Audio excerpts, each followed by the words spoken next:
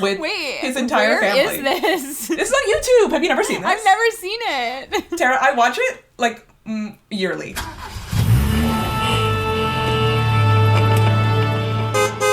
Hi everyone, welcome back to Off to Broadway, the podcast where we deep dive into anything and everything musical theater. I'm Tara. I'm Stefania. And in today's episode, we're talking about the Yiddish version of Fiddler on the Roof. Now, full disclosure, when this episode is released, you can't see it. It's already been in Toronto, but we wanted to talk about it regardless of being able to see it because I do think that this is possibly a production that like could come to different cities, not all cities, but some cities, and it was like pretty critically acclaimed in New York off Broadway. So it's also just, you know, a little dive into Fiddler on the Roof in general. Yeah, it was a unique experience to get to see this version of Fiddler on the Roof. I'd never seen Fiddler on the Roof before in my life. Knew some of the songs just from cultural absorption, basically, but I'd never seen Fiddler on the Roof before. And so for this to be my first Fiddler experience was very special. Yeah. I've never seen the movie, but there was I'll say in quotes, famous production at my high school. Friend of the podcast, Jared, was Tevye in Fiddler on the Roof, and he was so good in this that it was talked about for years. And then I think it was like taped by somebody, I don't know if it was like his family, but there is a DVD somewhere cycling around in Thornhill. Of like 15-year-old Jared.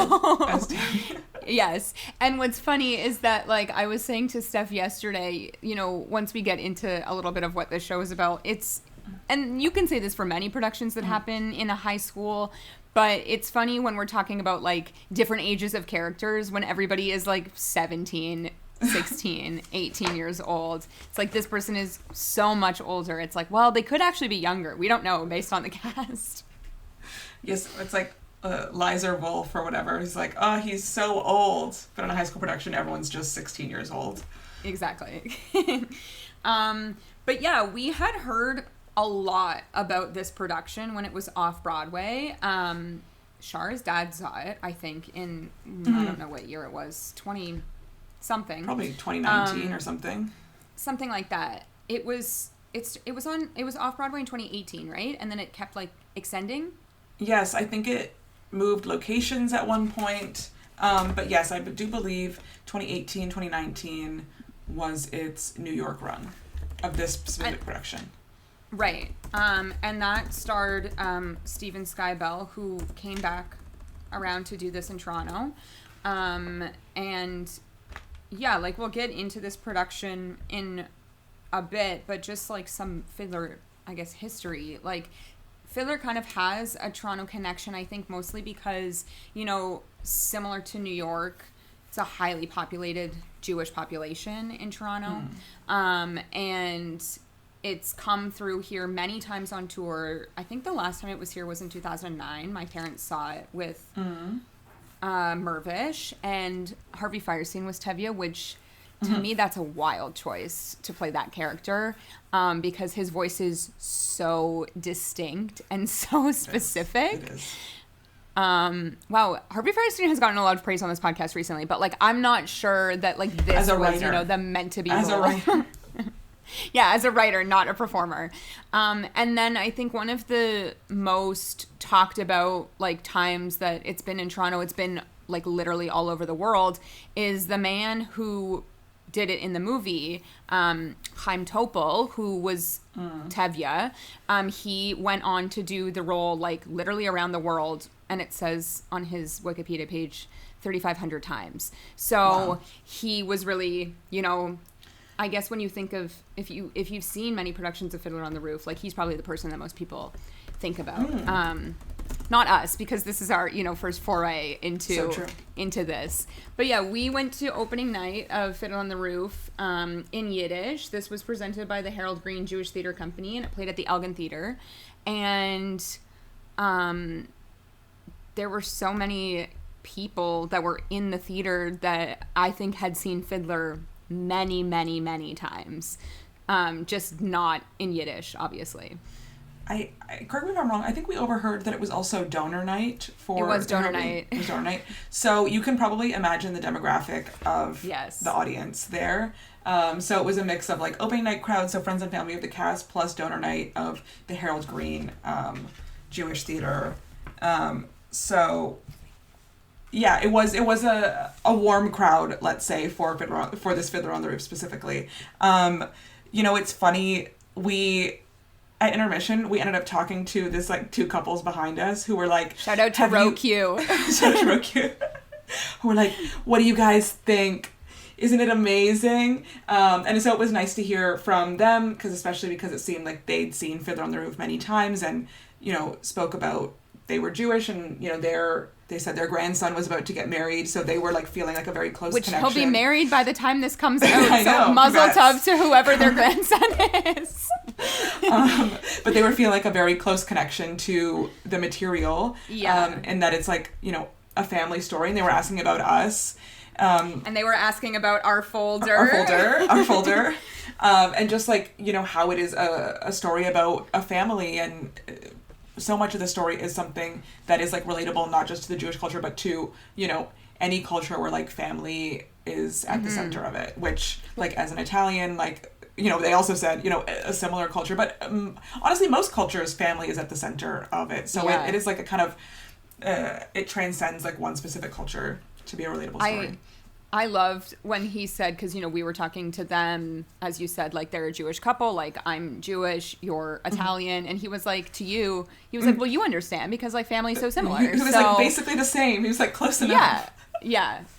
So, yeah, I think it's nice. I like, these days, when we go to openings, I think it's a much younger crowd than what we experienced yesterday, for sure, but it's nice to see that, like, so many older people are still, like, out and about enjoying the theater, like, I loved that. I loved seeing that.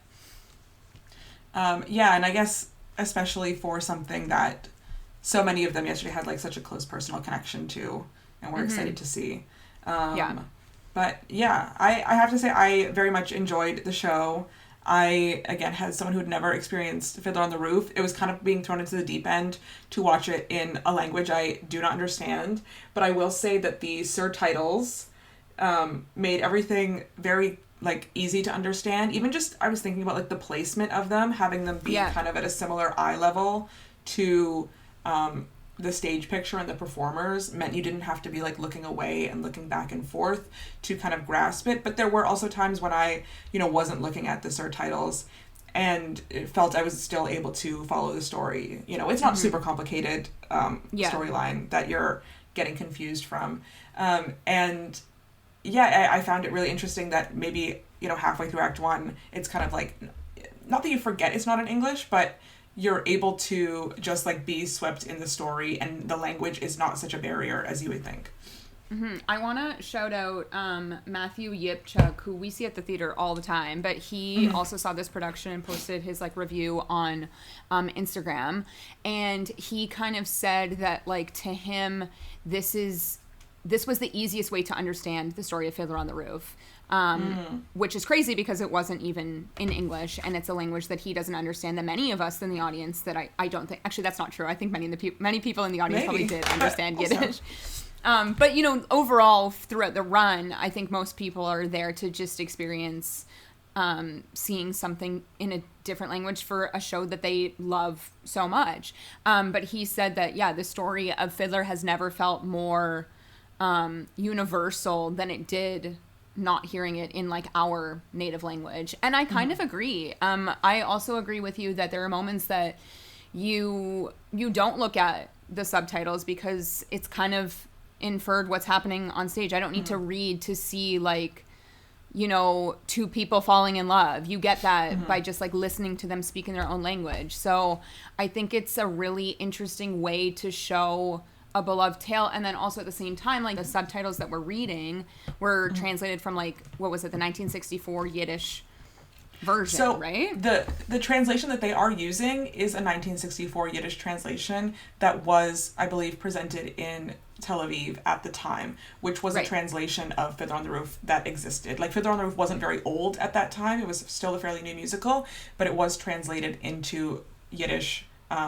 around then. And I think what I was reading was that they kind of went back to the original source material, which is based on the short stories that Fiddler on the Roof is also based on. So they went back to that source material because it's not a direct one-for-one translation of the lines and the lyrics.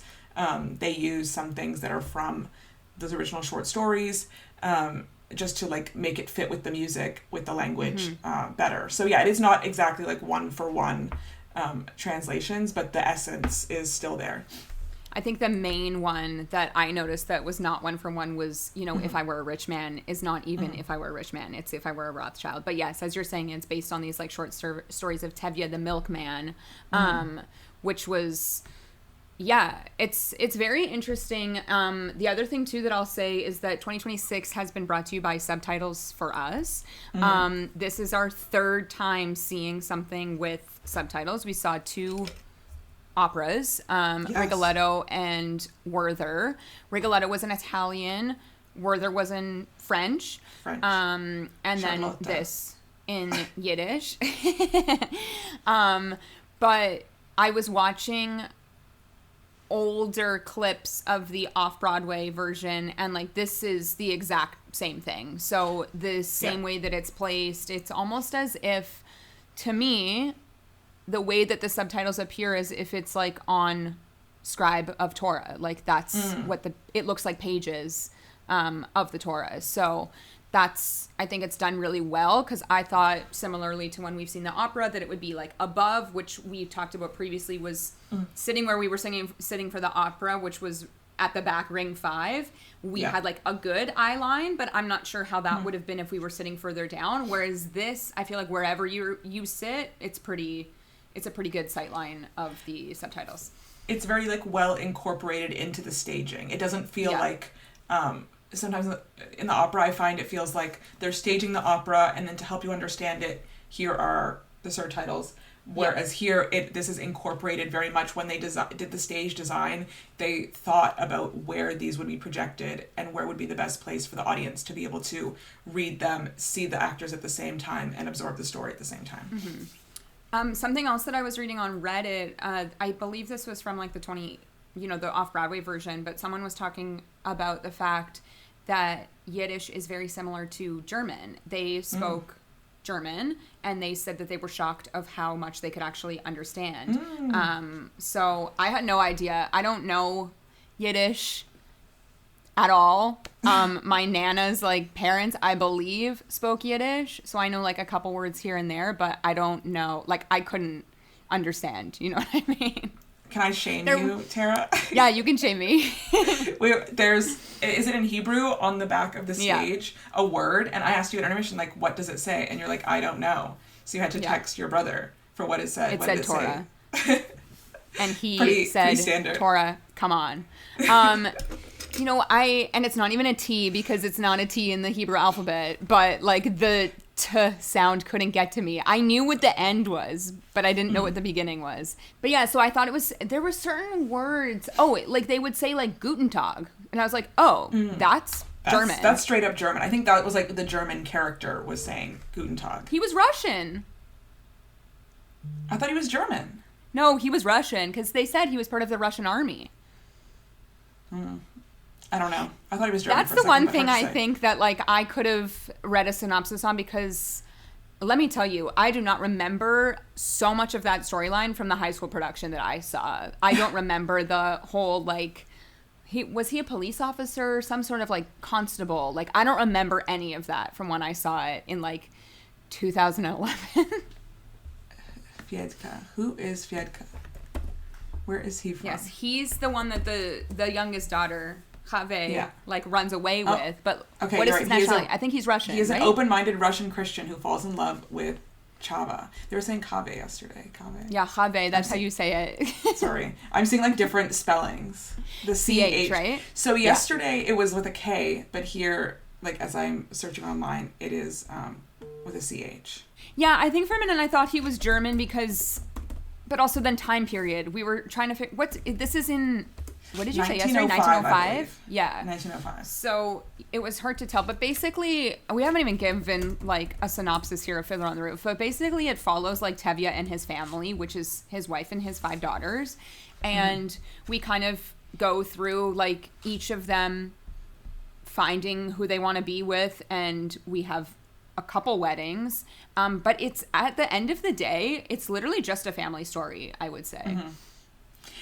Something that it reminded me of like quite early was Pride and Prejudice, like a family with 5 daughters, you know, trying to find advantageous marriages for each of them so that they would be able to like be comfortable in their, you know, for the rest of their lives as they leave their family's home, and like trying to have them, as particularly with like Seidel, trying to like have her marry the butcher so that she would be, you know, in a more financially viable or more comfortable position. And in Pride and Prejudice, you know, they all marry rich people for the most part, so a little bit different. Whereas here, you know, she doesn't want to marry this old butcher that who's rich, has asked for her, who's rich, who has money, who would keep her, you know, never hungry, you know, never poor. But she wants to marry, you know, her childhood friend Model, and that's seen as like, you know, a horrible match for her.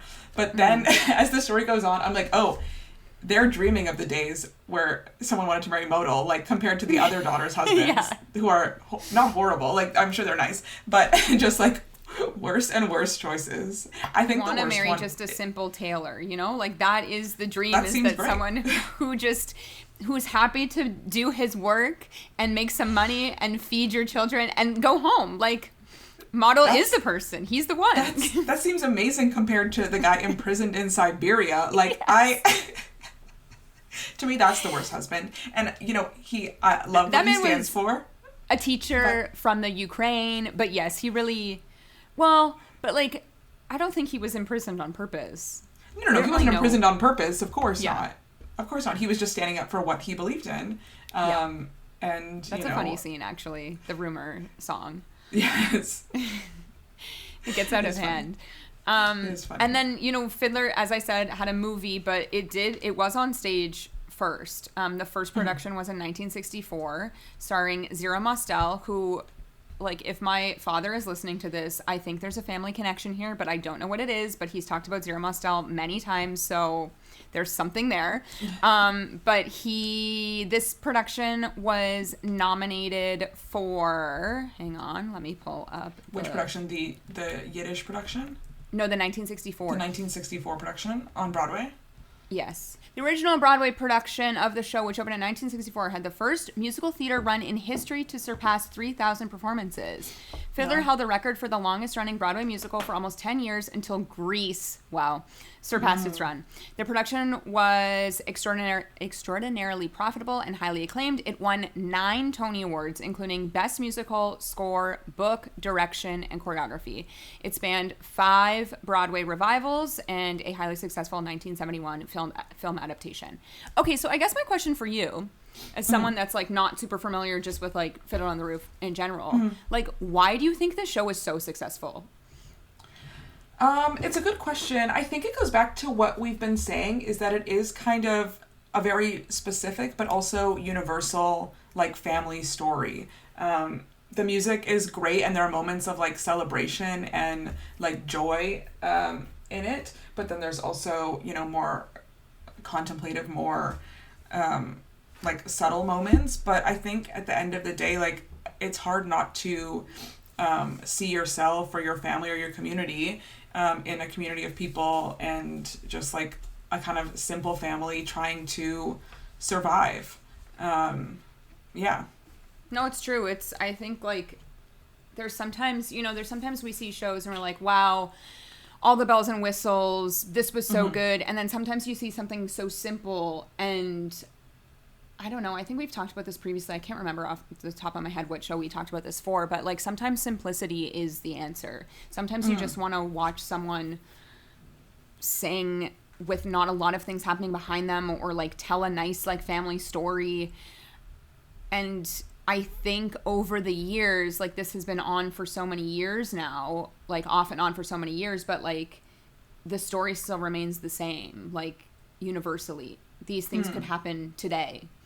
Not maybe like in the exact same way, but enough that it could happen today. Well, yeah, something that struck me in this was at the beginning they were speaking about, the end, how Fiddler on the Roof ends, spoiler alert for, a very old musical, but how it ends is that they have to leave their home. They're forced to leave their home, and they kind of spread out and try to make a new life, whether in Poland, whether in the United States. But, they're talking about early in the show, this is the house my parents grew up in, my grandparents grew up in, my great-grandparents grew up in, and... But also on the flip side, sorry to interrupt you, but, like, this is also the house that, like, these people are buried in. Like, yes, exactly. There's so much history there. To leave this place is to, like, leave their family behind. And I think that's, like, there's places around the world even now where similar things are happening, where people are having to leave the homes that their families have been in for hundreds of years. And, so, like, to the Jewish community, but also to other communities at the same time. And so I think, like, however long that is happening, this will always be, like, a relevant story to continue to tell. Because, it's similar when we talked about Cabaret. It's like, oh, this is a very specific story about, specific things happening to a specific community, but you can look at so many different communities and so many different world events that this is like, history will never stop repeating itself over and over and over again. So these stories will continue to stay relevant over and over and over again. Yeah. The other thing, too, of that, there's been so many runs of Fiddler on the Roof, including in the West End.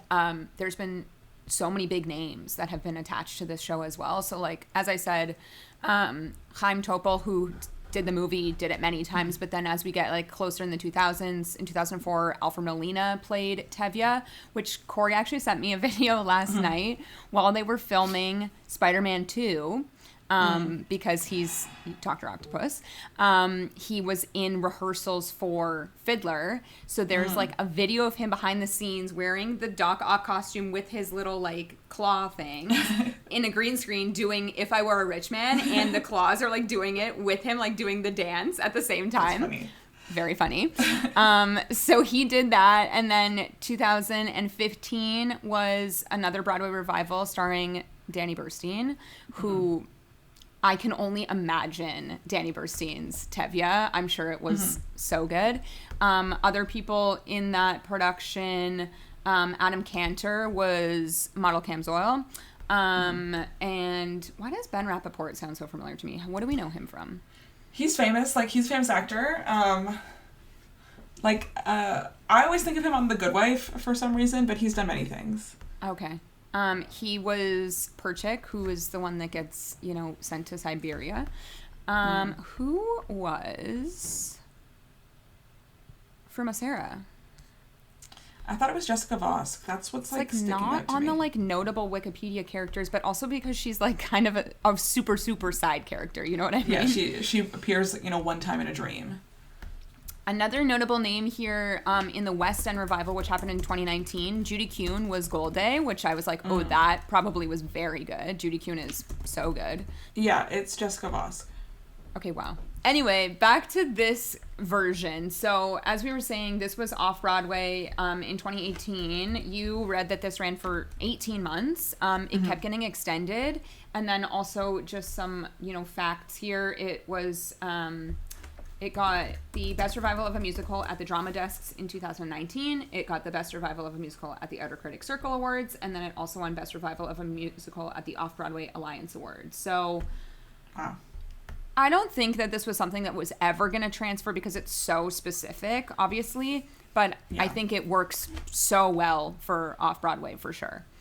Yeah, I can imagine, especially in an intimate space, being, like, very close up. It's a pretty, like, minimal set. So, yeah, I don't think it's, would benefit from being, like, at the Minskoff, let's say. But yeah. I will say the Elgin Theatre here in Toronto is a pretty big theatre. We were fairly Rio Orchestra, I would say. Like, we could see faces, but not, like, super close. And, there's, like, the balcony above us and the mezzanine. So it is, I would say, a bigger house than I've probably ever played in New York. For sure. Also, because I didn't read this yesterday, but on our fact sheet, please, that was in the folder.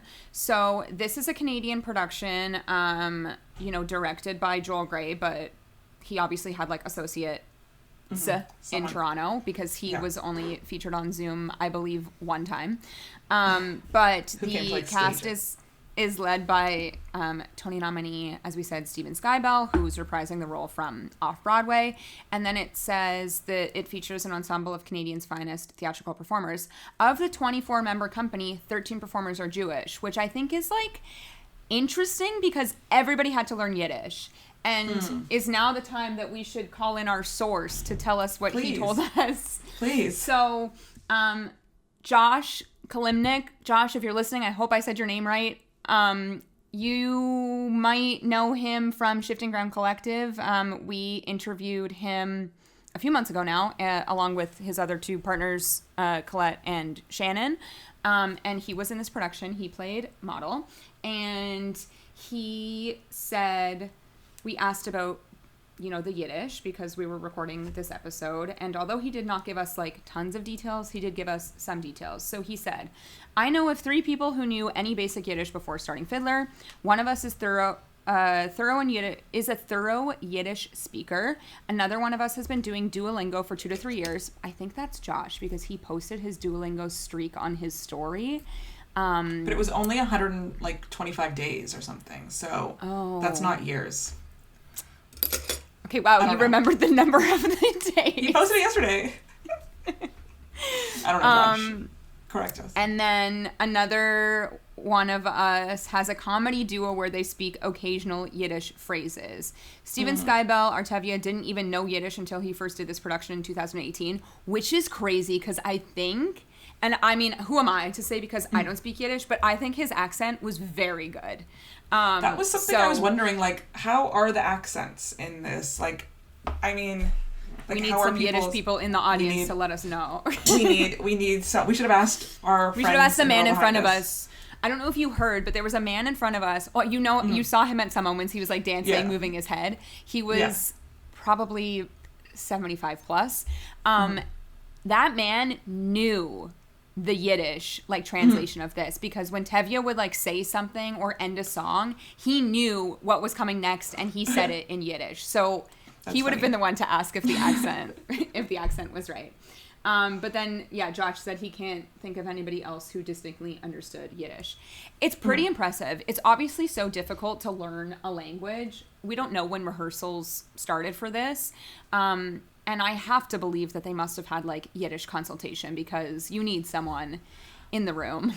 I think so. I watched a couple of interviews from that original Broadway or off-Broadway production speaking about just the audition process where they were sent like audio recordings of the pronunciation of certain things. And they're like, please listen to them. Like, please model, you know, after what is on the audio recordings. And so I think they had, you know, like phonetic pronunciations. But then what I also saw in one of the interviews where they, in that original production, part of the rehearsal was they would go back and forth between rehearsing in Yiddish and then also in English so that they truly had like the intention of the scene in a language that they did understand, like conversationally, and be able to go back and forth between that and the Yiddish so that they knew, you know, what words should we be emphasizing or how should I relate to this scene in a way that I understand it, so to be able to bring that like feeling and emotion to the Yiddish. That was what I thought was the strongest because even though, you know, I didn't know what they were saying, I still knew what they were saying, you know, without reading the subtitle. Like the emphasis on the words, like really communicated, even just like the cadence, and the performing through the lines, communicated what was happening in the scene and the emotion that they wanted to convey, without like the specific words. Something else that like we still can't confirm to today, but we have to believe is the way that, you know, the subtitles were presented. Like, to me, there's no way that this was like press play on a track and let it go because certain applause moments could be longer. What if someone like, you know, forgets a line? And then also it did like glitch at one moment, but I have to believe similar to a teleprompter, someone is following along. So that's also like, that person has to pay attention for 3 hours too. Yeah. So it's very interesting. Anyway, all that to say, I thought as well, I know this is where we kind of started this, but I thought that this was like a really well done production of Fiddler on the Roof. You know, the man behind us said that it was like maybe the best production he's seen. The best he's ever seen. And I think the cast was like super strong in this. Like, Stephen Skybell, obviously, we saw him in Cabaret. That's the last time that or that's the only time that we've seen him perform. I also thought he was really good in that. But he like threw his entire body into this performance. I think he makes Tevye, who could be, you know, just a whatever man character, he has like very charming moments when he's with his family. I think the scene that he sings the song "Do You Love Me" with like Golde is very like earnest but also sweet. I don't know, I thought he did like a really good job conveying this character. Yes, I think he was wonderful. Like, the show really does, you know, rest on his back. There are many moments that are just him monologuing, him speaking to God or speaking to the audience. You know, there's not a lot of moments where he's even off stage. No. So, yeah, I agree. I think he really does carry this production so well. I mean, Tracy Michaelides as Goldie, I thought was, you know, beautiful. We've seen her a bunch. I was thinking about, you know, probably the most impactful show we saw her in Indecent, which I can't even say without crying. I think about Indecent so much. I think about it so much. Oh, I'm literally going to tear up right now. That show was so beautiful. Wow, that's like crazy that just the like word makes us both feel this way. She was so beautiful in that show. That show itself is so beautiful, and to see her in not like a similar light, but like similar enough. She's always so good in everything that she does. And what I really noticed was that, you know, many women, because, you know, we're dealing with like, we don't come out right and say that like all of these people are Orthodox, but like it's pretty obvious in certain scenes. But like these ladies, they're just wearing headscarves. We don't even need to do our hair. No like wig. So good. There's moments when she gets to wear the wig, like at the wedding, she has like a bit of like a bang. I thought it was so interesting in the wedding scene. The girls no longer wear like the bandanas because like they're not married, so they can show their hair. But like anybody else that is married, like still wears the headscarf because like you shave for people that don't know, you shave your hair after you get married in an Orthodox culture. I thought it was so funny sitting next to you watching Perchik step over the line at the wedding because you gasped. That was shocking when he stepped over. Because also at an Orthodox Jewish wedding, the men and the women are separated, and in this production, they put, I don't know, it was like a stanchion basically in between them while they're doing like their performances. But he wants to be with Huddle, and he steps over the line to dance with her, and Steph gasped, and I loved it. It was shocking. It was shocking to everyone there too. It was shocking when he stepped over. Yeah. And then they kind of like open up the dance floor of like everybody can like dance with their wives. I loved when Josh played together. Model, who I thought Josh was so good in this, but I loved after it's like Perchik does it, Tevye does it, the girls like the younger girls like get with random boys, and then like Josh is like, I'm gonna dance with my wife, and it was like the intonation of his Yiddish that I was like, oh, this is so earnest and sweet that this is his wedding day. Like it was, I loved that. I also thought the person that played Seidel was very good, Isadora Keckman, who I think we saw in Life After, but I'm not confident. But I'm pretty sure that's what it says. So I believe you. She had a beautiful voice. I thought she was very good in Matchmaker, which is probably like her biggest moment, other than like a bit of here and there. And then I think we like have to shout out Gabby Epstein because her big moment, which is like such an insane moment in this musical, the like dream of from a Sarah sequence, she killed it. She was so good. Yeah, you know, she came out, she's on someone's shoulders, she's in an iconic costume. She'd been in the ensemble for like the rest of the show, but her kind of from Sarah haunting for, you know, 5 minutes, come in, you know, have a wonderful, you know, big high impact number, and then you're out. I loved it. With like a crazy makeup situation too. Crazy makeup, crazy wig. So fun.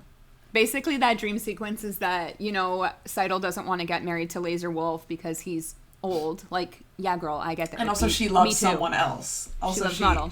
Yeah. So Tevye agrees to let Model and Seidel get married, but he doesn't know how to tell his wife. So he dreams up this whole sequence that her Golday's grandmother Seidel came to him in a dream and said she has to marry the tailor. She can't marry the butcher. And then the butcher's ex-wife, who is dead, for Masera, haunts to basically say, like, if she marries, like, my ex-husband, then, like, a curse to the family. And obviously they don't want a curse to the family. That scene is, like, so fun. It's, like, literally not the same at all, but it is kind of spooky Mormon hell dream. In a very bizarre way, but it, like, kind of is the same energy. A little bit. I see it. Yeah. I see it. Did you have any favorite songs? Did I have any favorite songs? I'll say, like, in the beginning, I think I was just emotionally moved by, like, tradition, just to, like, start it off. What an opening number. Like, can I just say, I don't think we talked about it on our opening number episode, which is, like, so bad of us, but that might be one of the best opening numbers ever. It really, like, sets the stage that, like, this family, this community, like, really is invested in, you know, the tradition of their culture, even still.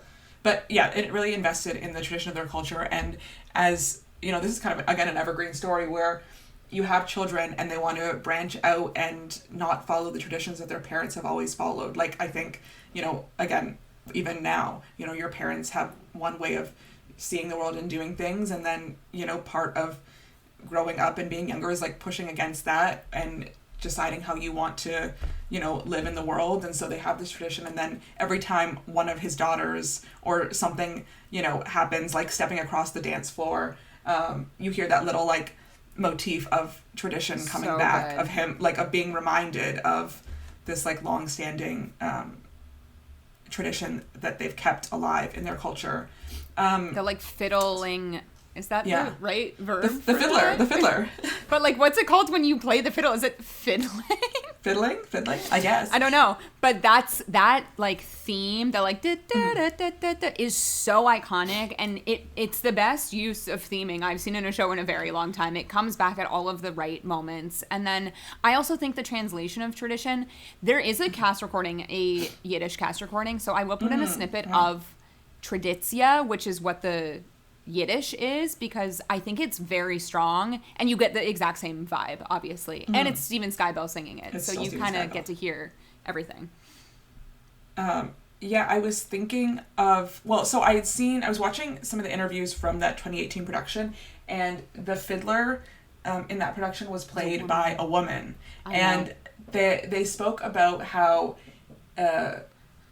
you know, in that version, it kind of represented what Tevye sees as, like, the heart of the tradition of the family to be represented by a woman, and how, like, Goldie and his daughters are the ones who are, you know, upholding the household, upholding the traditional Jewish household, and, like, creating it for everyone else to live in, and to have that representation of it be a woman. In Toronto, it was a man. I think, you know, part of the casting is dependent on, like, who's being available. Able to fiddle. Who can fiddle. Yeah, literally. But I really like that interpretation. And, you know, intentional or not intentional, but when he thinks of tradition, he thought of it was represented to him by a woman who was responsible for holding up those traditions. And, like, part of, I think, kind of like the dance between Tevye and the fiddler in so many different parts was really beautiful. And like, I didn't imagine the fiddler to, like, be a character. I don't know what I thought, like, the fiddler on the roof. Oh, really? Meant. I didn't mean Can it was. I also think it was, tell like, you, literal. in my high school production, there was no fiddler. There was no fiddler. Nobody. We weren't allowed to play string instruments at my high school, so we didn't have. It was like, where do they? Wood? No, wood is not the right word. What's, like, a flute? Woodwind? Yeah. Oh, woodwind. Yeah, woodwind instruments were, like, all that we had at our school. Oh, really? So, no fiddle. I actually don't know if there was, like, string instruments at my high school band. I was not in the band. They're more expensive. No, sure. To purchase. And lots of, like, kids walking with tubas, you know? You're right. A lot of brass instruments. Yeah, a lot of brass instruments, yeah.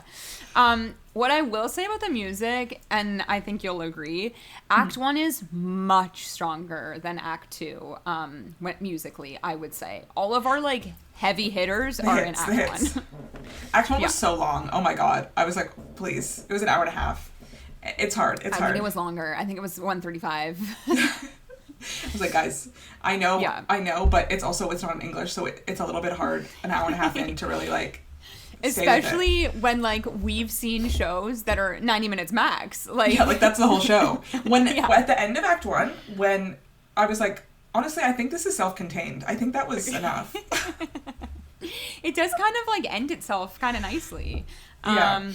I mean, speaking of the ending of Act 1, I think that is probably known as such an iconic scene. You know, we get the beautiful song Sunrise Sunset that's sung by Tevye and Golde when we're at the chuppah getting married, which is so nice. I love that song. I think it's a song that's transferred beyond the musical, but then we get the wedding celebrations, which features such an iconic number, which is the bottles on the head dance scene. Do we think that my question was, do you think there's magnets in there? Do we there think has to be. Because those hats were not flush to the head. You know what I mean? No, they were a little bit indented even, so there's somewhere to rest them. But I also wonder if there's some sort of mechanism to attach just for safety. It's interesting because I think the show kind of fits the mold of, the structure of a perfect musical. There's our small moments that the songs are kind of more ballady, but then we also have these huge moments Tradition off the top. We have To Life, L'chaim in the middle, and then we have this big closing number. It fits that flow really nicely. We obviously don't get a big celebration moment in Act 2 because it's much darker. Yeah. But I did love the way that it ended. I loved them all in the circle, reaching an arm out, bowing to each other, and then Tevye and the fiddler having a nice little moment at the end there. And the through line of Tradition is playing again. Yeah, I just really think the theming of this musical musically is very well done. So shout out to whoever did the music. I don't even know who did the music. It's here because I was looking to something else to shout out. So Jerry Bach, and then lyrics by Sheldon Harnick. Were you looking to shout out the Jerome Robbins choreography? I was looking to shout out the Jerome Robbins choreography. This production, I think, keeps a lot of that original Jerome Robbins choreography. I don't think it's it's new staging, but it's obvious. But a lot of it is just bringing back that original production in Yiddish. The set is new and the costuming is new, but that bottle dance was originally done by Jerome Robbins. Even just the movement, the iconic, if I were a rich man movement is, Jerome Robbins. It's just classic. I will say, I don't think I've ever seen a man do that at a bar mitzvah or a wedding. Wow, that's the classic crazy. Tevye. I don't even, what would you describe this for audio listeners only? Wow. Kind of it's a shimmy a with shoulder your arms. shimmy.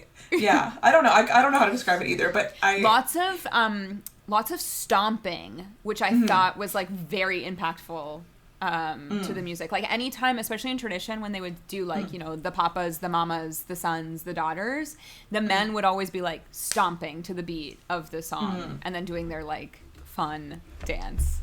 It took also absolutely nothing to get the audience clapping. Oh my God. During the wedding, they were ready to go. Because everyone has been in that situation before. I've only been to one Orthodox wedding, which was also an experience because the wedding that I was at, it's not there was a line. It was a true division, when you would be in elementary school and they would divide the gym for oh wow half the side was something, half the other side was something else. That's what the division was at the Orthodox wedding that I was at. So we never saw the men. You could hear them partying, right, but we never saw them. So crazy. That was such an interesting experience for me to be at. But these people know how to party. A wedding and a bar mitzvah is very fun. Yeah, no, sure. Yeah, the crowd was ready to party with the cast for sure. You know on what? stage. Not enough, which I also think is very similar to both of our cultures, not enough food representation on stage. Wow, not enough food representation. Yeah, there's kind of no food representation. I gotta be honest in this. We have like Shabbat dinner, which I also think that song is beautiful. The Sabbath prayer, when everyone is lighting the candles, I think is really beautiful. But yeah, we only see a couple potatoes on stage. That's really it. Just potatoes. Well, you know, also they're not like very rich. Like they're kind of poor. The time period too. Yeah. The time period. Yeah, we're in Russia. It's cold, I'm assuming. Yes. Yeah. I don't know. I think it's really well done. I think it's a great show. I think, again, like, whether it's in Yiddish, whether it's not in Yiddish, this show will be around forever. I'm sure it will be revived on Broadway again because, like, there's always an audience to see Fiddler on the Roof. Yes, the most recent Broadway revival with Danny Burstein actually had kind of, you know, a reimagined choreography. It was, like, modern dance choreography. I'm trying to see if I can... Hafesh Schechter choreographed it, who was born in Israel in 1975. And yeah, I think it was like a more modern version of the choreography. I think still based on the Jerome Robbins original work, because some of that stuff is like so iconic, like the bottle dance, the just like the circle, like as they open in tradition where they're all like holding hands entering. I think there's some stuff that you kind of like when you're at Fiddler on the Roof, like you need to deliver. We need to basically see them circle and do the hora is what we have to see. like you can't come see Fiddler on the Roof without these iconic visual moments. But yeah, if you there, I think the Tony performance is on YouTube. It's like a good representation of how the choreography is different from what we've seen before in that production. But yeah, I agree. I really liked this production. I think as a first Fiddler on the Roof, like how can it be topped? So true. And also, which, like, I said this, I texted Shara because she asked how it was. I will never see anything like this again. So I'm so happy that we got to experience something that was, like, so authentically, like, its own thing. So, I don't know. More subtitles, I think, are maybe in our future. No, I was thinking about other shows that we... that have done not necessarily something similar, but I made a couple notes of shows that have been like translated and used language and language barriers to tell stories. And the two that made me think were one, the Deaf West Spring Awakening, where they used like the ASL. I loved that bootleg. No, I know. I love that bootleg too. But using kind of a different language to communicate the communication barrier between like the adults and the young people, though the translation is done for you like immediately on stage with kind of like the voice there. Another thing is I actually saw in 2009 on Broadway West Side Story, and Lin-Manuel Miranda was involved with his father in translating these Sharks songs into Spanish. And they sang the songs in Spanish and like didn't translate them at all. Like again, I don't know if you necessarily need to translate them. These are iconic, very, very well-known songs. But it's like, of course, they're from Puerto Rico. They would be speaking Spanish. They wouldn't be speaking English with a Spanish accent. And I don't think this specific translation was very well received at the time. And I think they actually did end up going back to the English. But it opened up with most of the Sharks' dialogue and music being translated into Spanish to really like emphasize the difference between the two gangs and kind of try to be more like accurate to their culture. So just like different examples of using language and to kind of convey a deeper storytelling element that I think like Fiddler on the Roof is like in a similar tradition of doing. I mean, similar, very, very similar along the same lines. I feel like a production of The Band's Visit could get the Yiddish treatment as well. And it would also, you know, I don't think it's as like highly acclaimed as Fiddler on the Roof, but watching that and knowing how much language was also a part of that story, it's very easy to like slot that in. No, I think it's, you know, you have to pay, it forces you to pay attention, which I think is a good thing. Because like sometimes it's nice to just like watch something and like let it take you away, but then sometimes it's nice to like sit there and like intentionally think about what you're watching. So I was intentionally thinking about what I was watching last night. No, for sure. Absolutely. Yeah. So yeah, I think that's kind of our thoughts on Fiddler on the Roof. Should we rate it? I mean, yes, I guess. Let's rate it. Okay, I'm going to give this production of Fiddler on the Roof what a hard rating. I know, sorry. 8 out of 10 bottles. Yeah. I'm also going to give this an 8 out of 10 fiddles. For this production. I think it's really good. Again, it's no longer playing in Toronto when you're listening to this episode, but I do think city dependent for sure. It's something that could come back around, or it's very possible that Fiddler on the Roof will like run another tour. I'm sure there's an anniversary year coming up, and then it will be back on the road. I want to shout out again the couple behind us we were talking to, and we were telling them about our podcast, and she said, "Are you going to spread the word?" And here we are. Here we are spreading the word. We're spreading the word without you able to see the production at this point, but we're still spreading that word. We're spreading the word.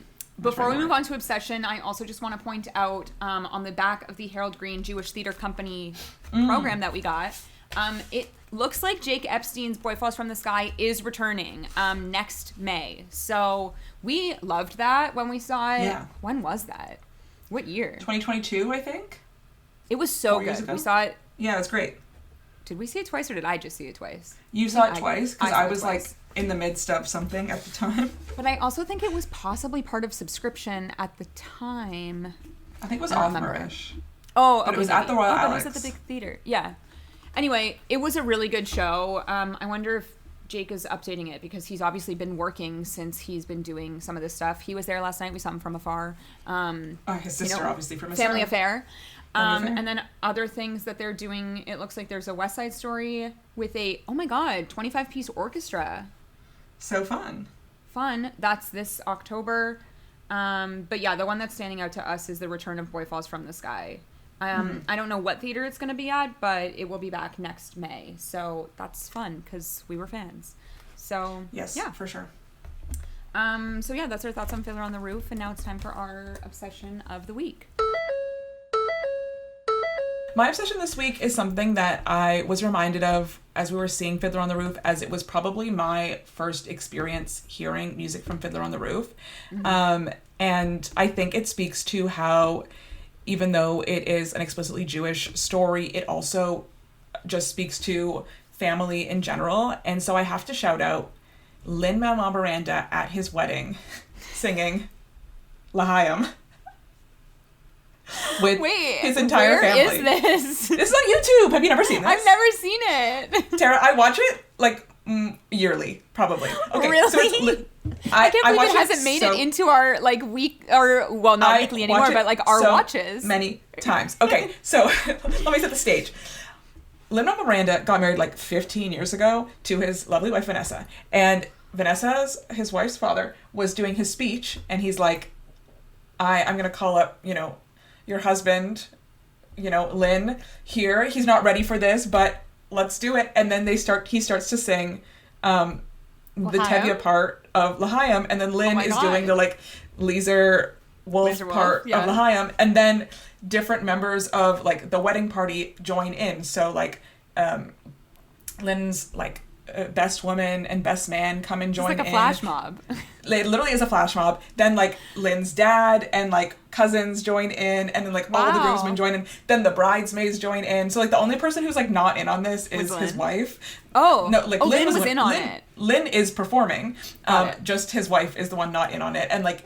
At first it was just like him and his father-in-law, but then it like grew and grew and grew, and so many of members of the wedding party, and it is such, it kind of I think speaks to exactly what we've been saying about Fiddler on the Roof, and it's like this is not a Jewish wedding, but the sentiment of celebration of joining of families is still present here, and it's such a moment of celebration and so fun. And I swear I've seen this video like 1,000 times. I've never seen it. You've never seen this video? Okay.